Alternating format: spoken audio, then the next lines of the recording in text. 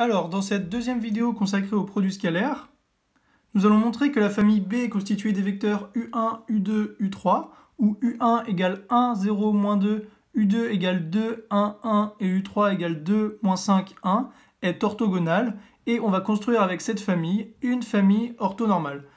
Alors, tout d'abord, pour montrer qu'elle est orthogonale, on va devoir regarder si chacun des vecteurs est 2 à 2 scalaire et vaut 0.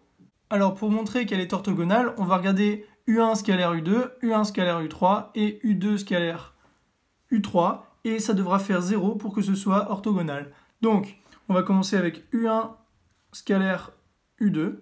On n'est pas obligé de mettre des flèches ici. Là j'en mets ici, j'en mets pas là, c'est pareil, on s'en fiche.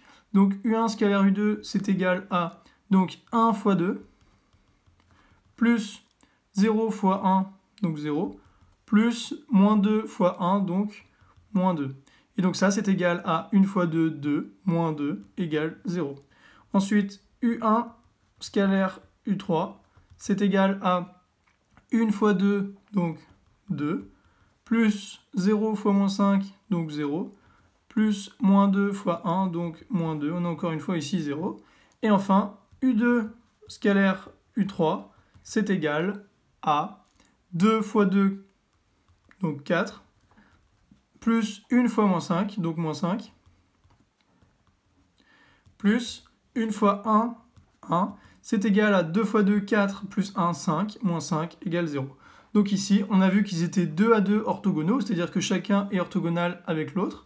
Donc 2 à 2 orthogonaux.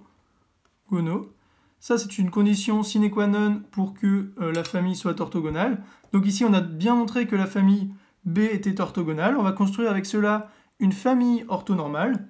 Donc, quand on sait qu'une famille B, par exemple, est orthogonale, on peut l'utiliser pour construire une famille orthonormale. C'est ici le but de cet exercice. Donc ici, en fait, il suffit de trouver la norme de U1, U2 et U3, et on aura la base orthonormale B' qui sera égale à U1 divisé par la norme de U1, virgule U2 divisé par la norme de U2, et U3 divisé par sa norme. Donc cela formera une famille orthonormale. Donc on va calculer les normes de U1, de U2 et de U3. Donc la norme de U1, c'est égal à donc racine de 1 au carré, donc ça fait 1, plus moins 2 au carré, donc ça fait 4. Donc ça, c'est égal à racine de 5. La norme de U2 est égale à racine de 2 au carré, 4, plus 1 au carré, plus 1 au carré, donc ça fait plus 2. Ce qui est égal donc à racine de 6.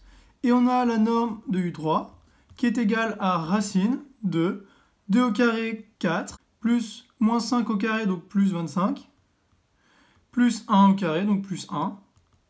Et donc ça, c'est égal à racine de 5 plus 25, donc racine de 30. On a donc les trois normes de U1, U2 et U3 ici, qui nous permettent de déterminer une famille orthonormale, donc B', qui est égale à U1 divisé par racine de 5, U2 divisé par racine de 6, et U3 divisé par racine de 30.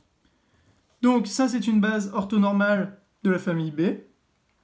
Et ici, on est assuré que les vecteurs sont toujours 2 à 2 orthogonaux, donc c'est pratique d'utiliser la famille orthogonale que l'on a trouvée juste avant, et également leur longueur, c'est-à-dire leur norme.